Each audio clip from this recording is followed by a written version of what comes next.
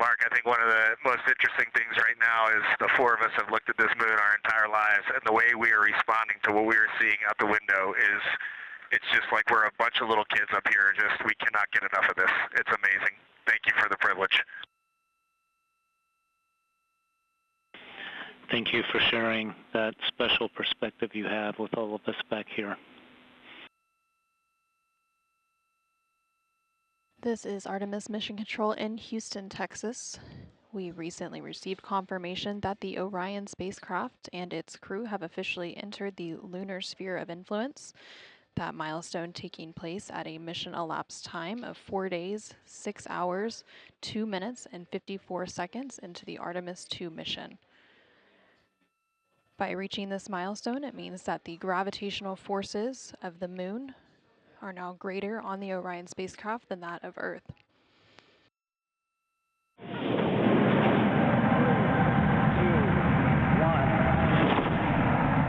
Hello, Artemis II. This is Apollo astronaut Jim Lovell. Welcome to my old neighborhood. When Frank Borman and Bill Andrews and I orbited the moon on Apollo 8, we got humanity's first up-close look at the moon and got a view of the home planet that inspired and united people around the world. I'm proud to pass that torch on to you as you swing around the moon and lay the groundwork for missions to Mars for the benefit of all. It's a historic day, and I know how busy you'll be, but don't forget to enjoy the view. So, Reid and Victor and Christina and Jeremy and all the great teams supporting you, good luck and Godspeed from all of us here on the good Earth. Good morning, Houston. Integrity on one. That was an awesome message from Jim Lovell'dan. Very cool to hear him. Welcome us to the neighborhood. It's going to be a great day. Thank you. Good morning, Houston, from inside Integrity, 215,049 miles away from Earth and 12,712 miles from the moon. Let's actually savor the calm delay that we have. We're ready for the morning DPC. Beautiful. We are savoring it down here. Good morning, Integrity, and good morning, Moon. Our room is buzzing with moon joy today, and I imagine yours is too. We are ready to go. We are looking forward to working with and for the science team, and we are just excited to be so close to finally accomplishing what we've been training for so many years. And also, we want to say thank you for that really special message from Jim Lovell. We have a pretty neat emblem up here. We have a patch that was flown on the Apollo 8 mission. And that patch is here on the Artemis II mission as well. And that was sent to us by the Lovell family, by Jim Lovell's son. And so that was a really special way to start the day. And he said to welcome us to the neighborhood, and it's great to be in this neighborhood, and we look forward to sharing this neighborhood with you all. We can't wait. We see the patch, and it's looking beautiful. Thank you. When this showed up in our office from his family, we were completely honored, and the Earthrise, which this crew is responsible for taking that photo, has been instrumental both to our crew as our ethos and values, but also just personally to myself. I had the photo up in my room as a kid, and it was part of what inspired me to keep working hard to achieve things I dreamed about. Also, we took a deep dive into the cockpit recordings around the time that picture was taken, and it turns out there was a lot of hubbub, kind of I wouldn't say fighting over cameras, but definitely everyone wanted to capture the shot, so we're happy to carry on that legacy because we often are all glued to windows and looking for cameras too. And I'll just close. I know it looks like a piece of paper in the camera there, but that is actually the original Apollo 8 patch printed on silk that they had done before they launched, and they flew that with them on their journey around the moon, and then the family handed it over to us, as I said, and it's just a real honor to have that on board with us. Let's go have a great day.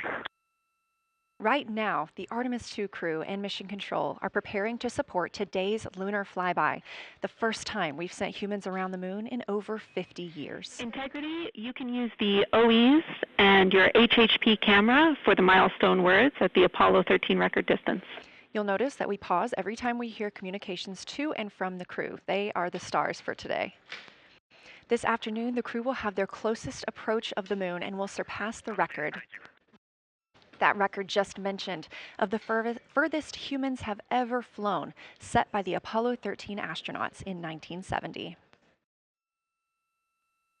As you can see, the crew members have dimmed the cabin lights inside Orion. Dimming the lights also helps prevent reflections from inside Orion onto the windows.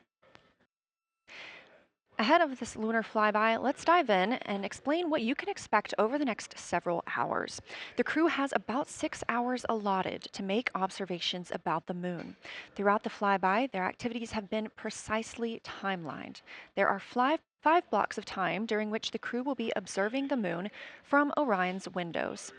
At any time, 2 members will be at the windows working in a pair.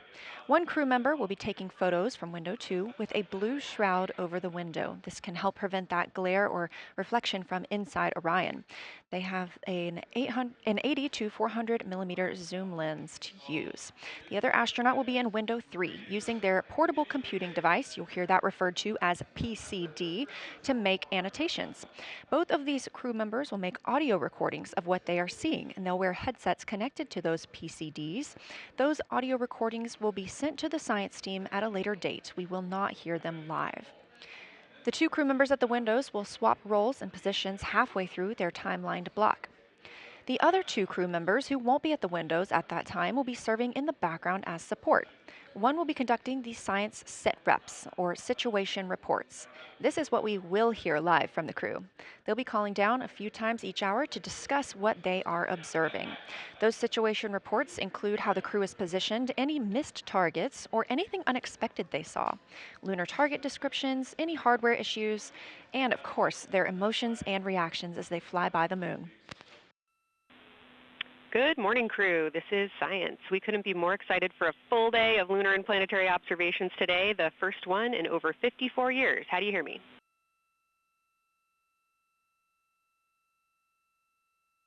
We hear you loud and clear, and Kelsey, you just got to know you're pulling us away from the moon right now, so let's go. Message received. I will keep it tight here. I did just want to start with a thank you on behalf of the Lunar Science Team and the entire lunar and planetary science community, of which you are absolutely a part, for what you've already done in this mission and what you're going to do today to inspire the next generation of scientists. I have to say moon joy is the new term that's already become our team's new motto, so thanks for that. A reminder also that your observations so far indicate it will likely take some time for your eyes to adjust. We especially heard that around your terminator observations and your color observations. So reminder to know that your eye adaptation is going to kind of come in throughout your shift, and let us know when you start to see that nuance. Last reminder is around Earthset and Earthrise. When you're viewing us back here at home, you'll be looking directly at Asia, Africa, and Oceania. So I'm sure people watching from those places here on Earth will want to give you all a wave as you take their picture. And we're live in Artemis Mission Control in Houston, but we are not the only room monitoring today's flyby. As you heard Young mention, in this same building and just down the hall, a multidisciplinary lunar science team supports the Artemis 2 crew in real time, including experts in lunar geology, impact cratering, volcanism, polar science, imaging, and visualization. There are 2 integrated facilities, and the first is the SIR, which is what you have right here. That's the Science Evaluation Room. They are embedded within Mission Control to provide science input during live operations like what we see today. Additionally, and not pictured, we have the Science Mission Operations Room, a back room that processes data, evaluates imagery, and supports rapid analysis. Integrity crew, we have Reid's family in the viewing gallery. You're welcome to say hello.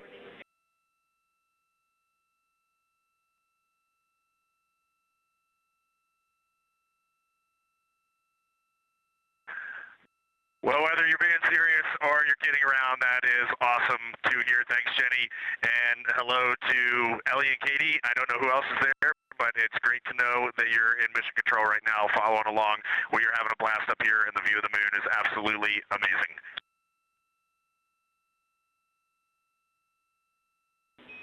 I'm seeing a lot of hearts come out of the viewing gallery and even more smiles. Thanks, Reid.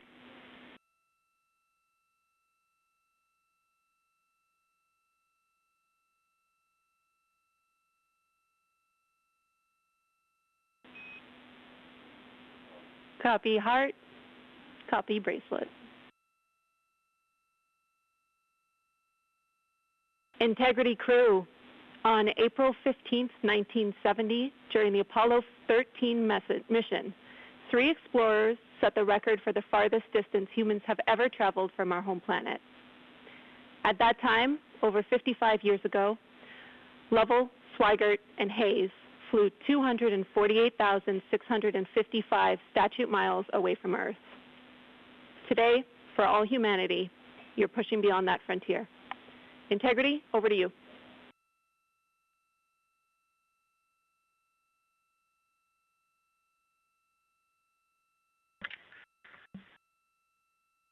Yeah, from the cabin of Integrity here, as we surpass the furthest distance humans have ever traveled from planet Earth, we do so in honoring the extraordinary efforts and feats of our predecessors in human space exploration.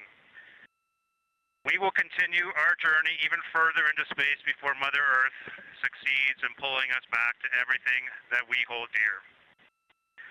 But we most importantly choose this moment to challenge this generation and the next to make sure this record is not long-lived. And we have a couple more things we'd like to take this moment for. Our science team helped us out with a couple of relatively fresh craters on the moon that have not been previously named, and our crew would like to propose a couple of potential names for those items or those areas. And we spent a bit of time this morning looking out the window, and we're able to see them now both with our naked eye and through the long lens, and so we feel this is a good time to send this down, and a special shout out to Kelsey for helping us with this. The first one we'd like to suggest is a named crater in honor of our great spacecraft Integrity. And so if you were to look at Orion on the far side and then draw a line straight up to Ohm on the far side, relatively in the middle is an unnamed crater, and we would like to suggest it be called Integrity in the future. And the second one, and especially meaningful for this crew, is a number of years ago we started this journey in our close-knit astronaut family, and we lost a loved one. And there's a feature in a really neat place on the moon, and it is on the near side, far side boundary. In fact, it's just on the near side of that boundary, and so at certain times of the moon's transit around Earth, we will be able to see this from Earth. And so we lost a loved one. Her name was Carol, the spouse of Reid, the mother of Katie and Ellie. And if you want to find this one, you look at Glushko, and it's just to the northwest of that, at the same latitude as Ohm, and it's a bright spot on the moon. And we would like to call it Carol, and you spell that C-A-R-R-O-L-L.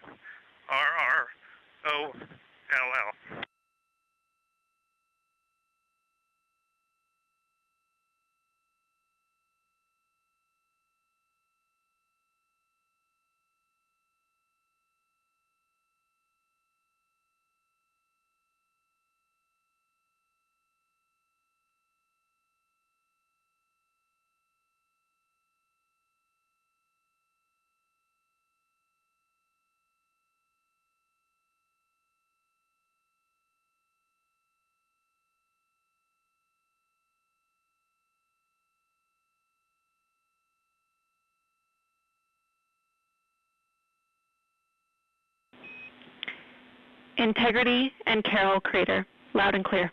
Thank you.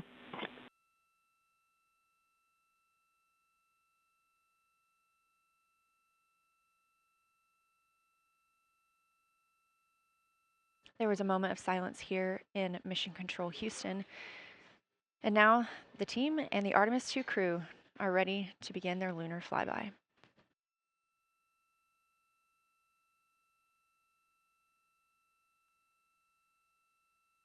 We just realized that we have Earth out window 1 and Moon out window 2.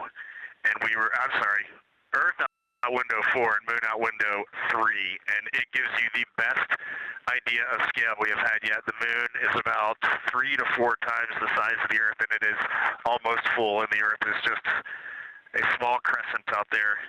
It's magnificent. I got a picture of it with the wide lens. Such a majestic view out here. Amaze, amaze, amaze. Thank you, Reid. Now this is a view from their lunar targeting package at this time, helping them determine what they're seeing on the moon, as well as on the left, keep up with what their next target will be. As you can see, we have got a long list and an exciting day ahead of us.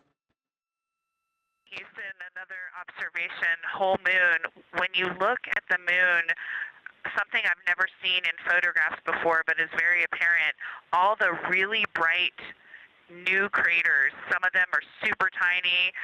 Most of them are pretty small. There's a couple that really stand out, obviously. And what it really looks like is like a lampshade with tiny pinprick holes and the light shining through. They are so bright compared to the rest of the moon.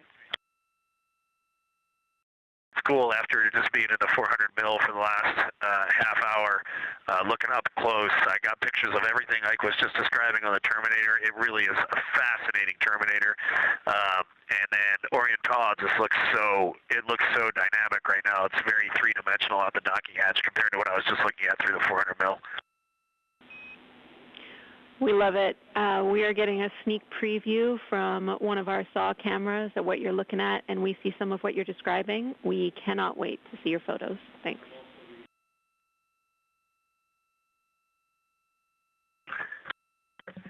Yeah, Jenny, I wish you had some longer lenses on those solar arrays so you could see the whole moon, but man, it is, or the up-close moon, not the whole moon, but it is just fascinating here. It's so cool. All right, MPO and INCO, take notes. We want a zoom lens on those saws next time. Thanks, Reid.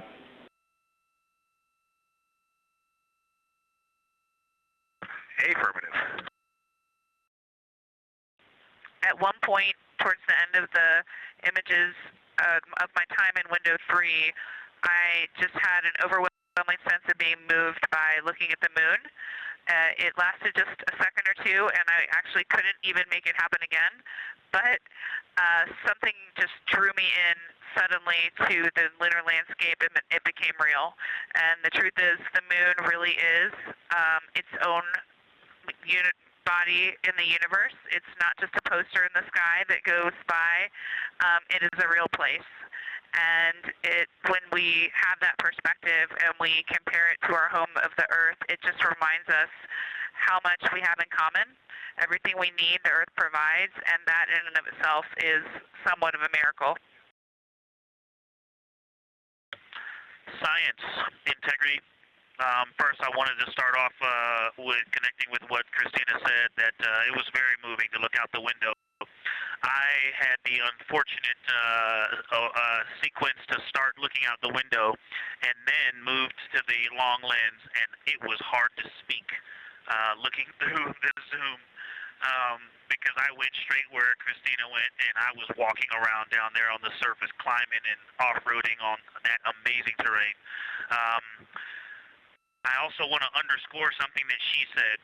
As we continue to explore, when we actually do go down there to the surface, I know for safety reasons that we would never send someone alone, but I just want to really emphasize how important the discussion time was. When we started to talk, we not only got better science discussion, we got better human connection, and so doing this as a pair, we just learn and grow together, and that's just super important, so thank you for adding that to this plan.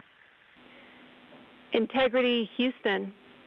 You are 6 minutes from your 40-minute lunar flyby LOS. From all of us, it's a privilege to witness you carrying the fire past our farthest reach. Thank you. Godspeed. Thank you for that, Jenny. And thank you to all of you for allowing us the immense privilege to be on this journey together.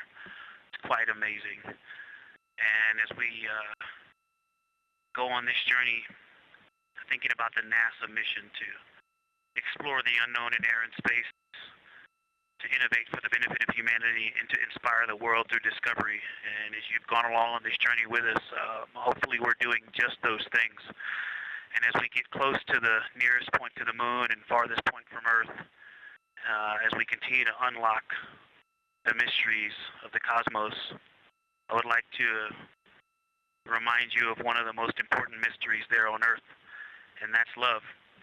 Christ said in response to what was the greatest command, that it was to love God with all that you are. And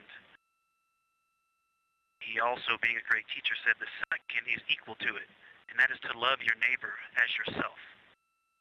And so, as we prepare to go out of radio communication, we're still going to feel your love from Earth, and to all of you down there on Earth and around Earth, we love you from the moon.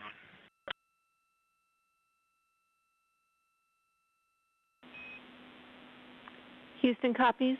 We'll see you on the other side. We are now less than 3 minutes away from loss of signal with the Orion astronauts. The Artemis 2 crew will be out of signal for about 40 minutes as they are on the other side of the moon, continuing their work photographing the lunar surface, and they will reemerge, and we will also get this view on the other side. 30 seconds now until we expect loss of signal.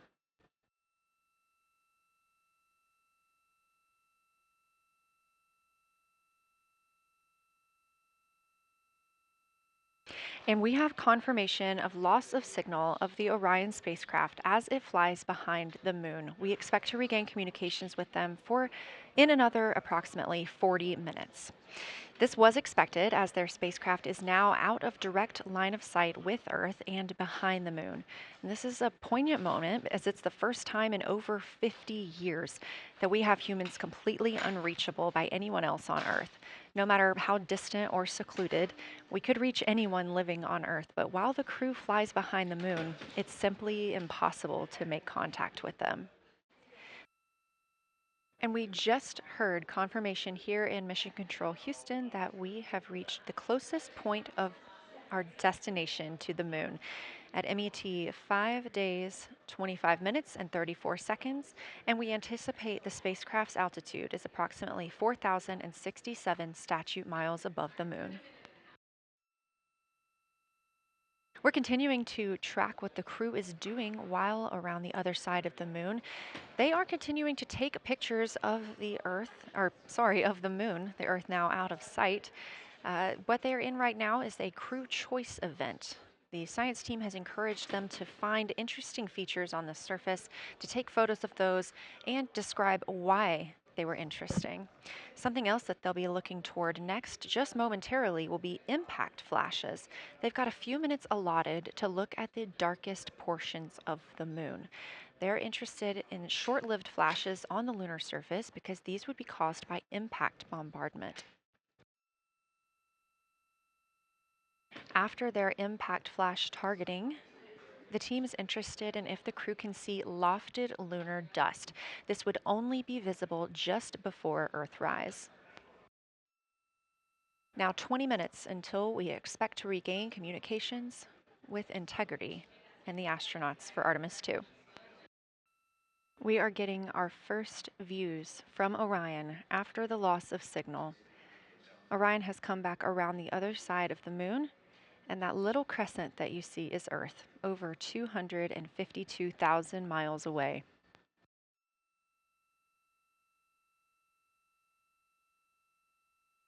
With this transit complete, lunar flyby continues. but Orion has also technically begun its journey home. This view from inside the Orion spacecraft, all 4 astronauts now back on the other side of the moon and in contact with us on Earth. Their tasks for lunar flyby did not stop as they went behind the moon and out of contact with us.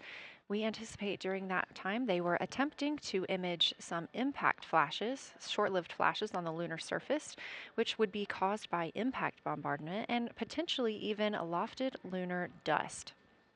Right now, of course, they are getting pictures of Earthrise.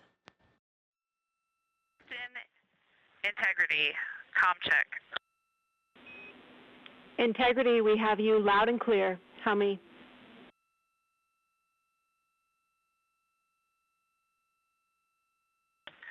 Houston, we have you the same, and it is so great to hear from Earth again.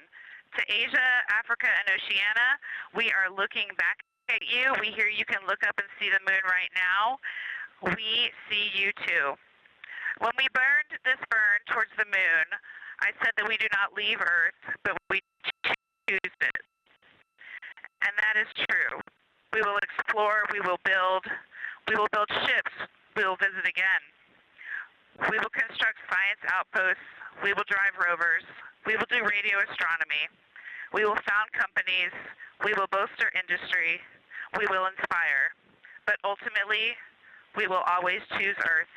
We will always choose each other. Integrity from Earth, our single system, fragile and interconnected, we copy. Those of us that can are looking back. Integrity, Houston, in mission control, all of your flight controllers and your flight director have flipped their Artemis 2 patches around. We are earthbound and ready to bring you home. A very special moment just now in mission control ahead of the crew's flight to Kennedy Space Center, and during one of their last sims or simulations here, they visited the mission control team in Artemis Mission Control in Houston and brought us each a patch. Everyone in the flight control room has had these on their signifiers at their console. On one side of the patch that you've probably seen is the moon with the Earth behind it. Now that we've passed behind the moon and we are returning home, the flight control team has instructed everyone in the room to switch their patch around so that the Earth is closer and the moon is behind us. We are really looking forward to seeing the Artemis 2 crew, and the Capcom Jenny Gibbons did call that update up to the crew that the flight control team here has turned their patches around as was instructed by the crew during that last sim, and we are counting down the days until they get home. They are now 5 days, 1 hour, and 3 minutes mission elapsed time into the Artemis 2 mission. The Artemis astronauts are about to experience a solar eclipse from their capsule, and this is a solar eclipse that no one else on Earth will experience. This eclipse is about 54 minutes, and to the astronauts it'll look a lot like a total solar eclipse on Earth, except the moon is going to be huge compared to the sun, unlike when you watch one on Earth and the moon and the sun appear about the same size in the sky.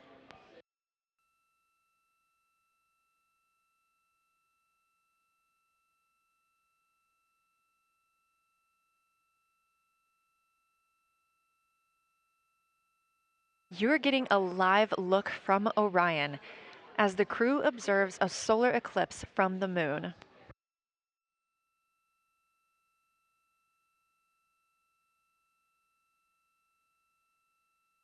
Science, integrity, in the blind. This is continues to be unreal. The sun has gone behind the moon, and the corona is still visible, and it's bright, and it creates a halo almost around the entire moon. But when you get to the Earth side, the Earth shine is already shown. I mean, almost seconds after the sun set behind the moon, you could see Earth shine. The Earth is so bright out there, and the moon is just hanging in front of us. This black orb out in front of us, in front of now, not the blackness, but the gray that blends and drifts into the blackness. We can see stars and the planets behind it. And Christine, Athena is in window 1, Reid is in window 2 with the long lens, and Jeremy is describing it in window 3. And it is quite an impressive sight. You can still see the horizon lit up brighter where the sun set on that side of the moon. It is bright, and Earthshine is very distinct, and it creates quite an impressive visual illusion. Wow, it's amazing.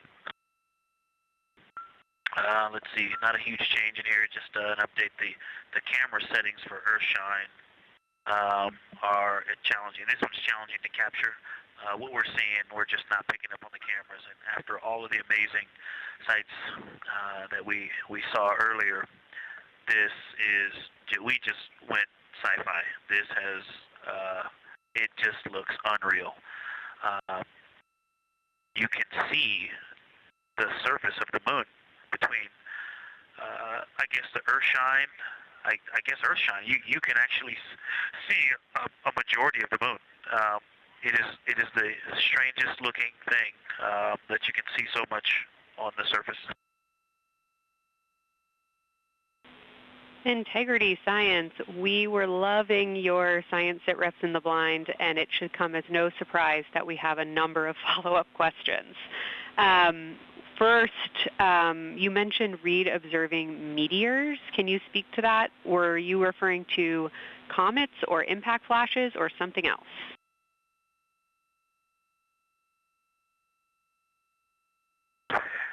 Yeah, there was a little bit of giddiness. We have seen 3 impact flashes so far. I saw 2, and Jeremy has seen 1. Undoubtedly, Jeremy saw 2, so that's 4 total. Undoubtedly, quick impact flashes. It was not sun glint off of particulate from the thrusters or the purge tanks. It was definitely impact flashes on the moon. And Jeremy just saw another one. Go ahead with your next question.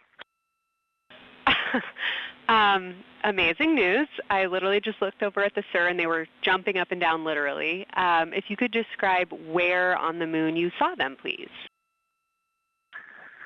So they've all been either on or a bit south of the equator and on the Earth side of the moon.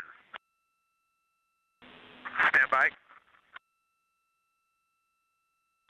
All right, so Jeremy has seen them kind of on and south of the equator, kind of spread across the moon, and mine were both south of the equator and just a little bit left of center of the moon.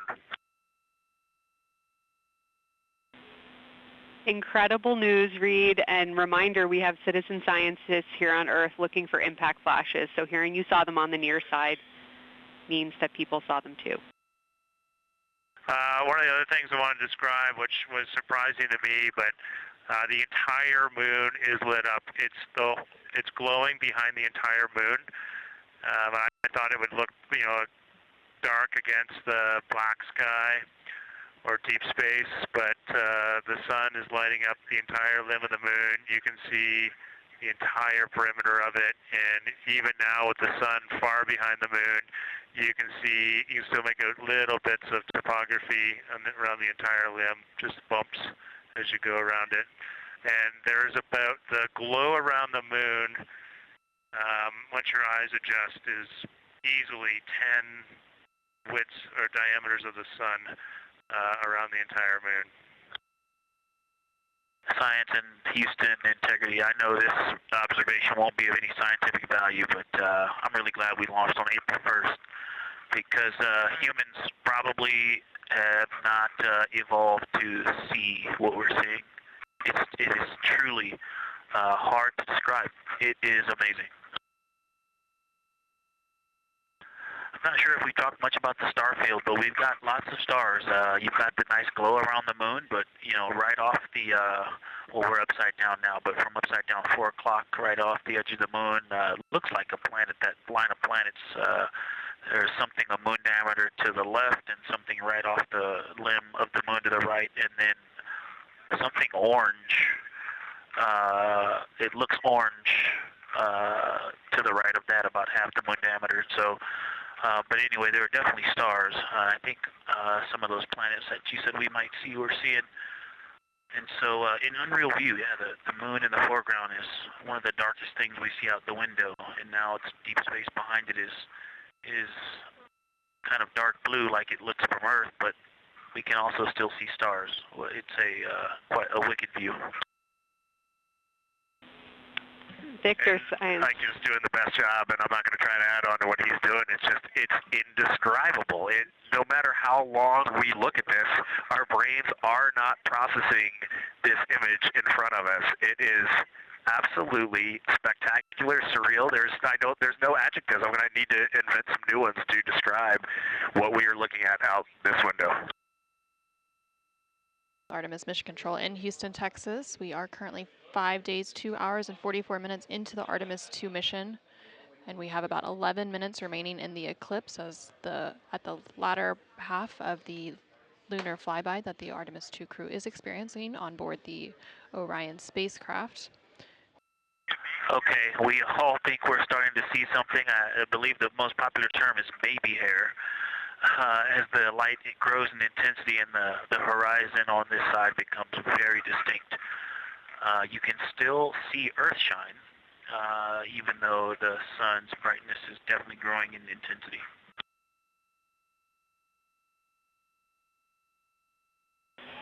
Love the description, Victor. I'm sure as the next couple minutes progress, more of those structures will continue to pop out.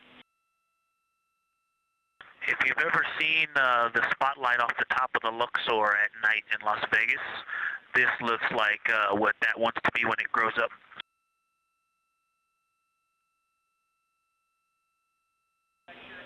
Integrity Science, glad to hear you're following your training of tell it like you see it.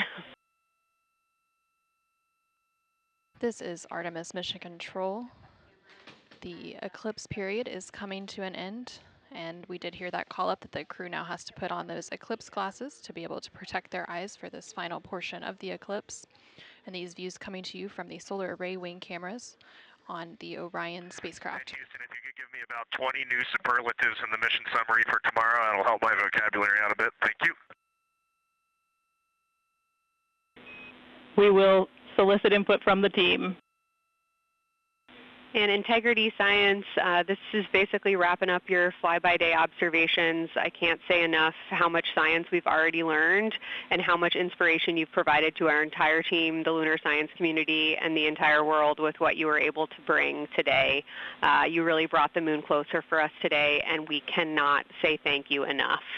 And Science signing off, and can't wait to talk to you tomorrow morning.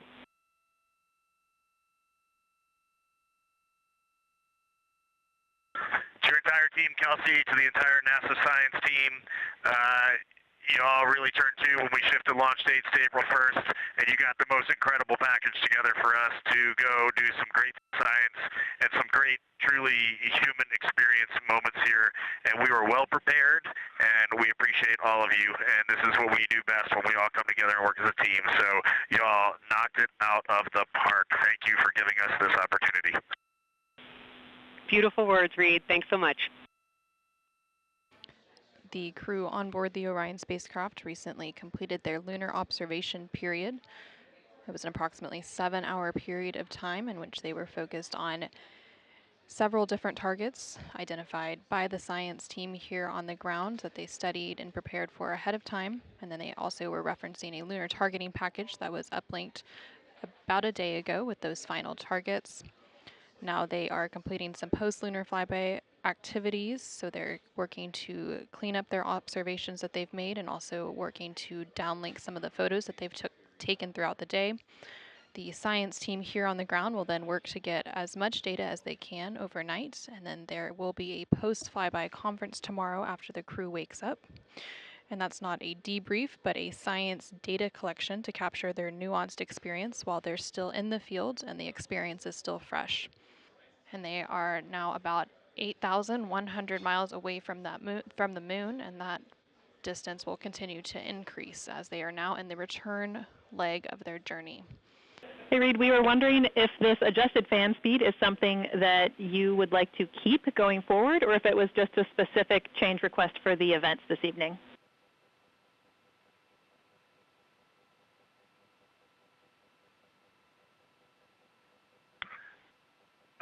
Certainly for PAO events, this is an ideal fan speed. If you're willing to give us this fan speed for routine habitability, I think we would take it and try it for a while. And Reid, we are able to support keeping the fan speed in this config. Happy to keep it here to collect data.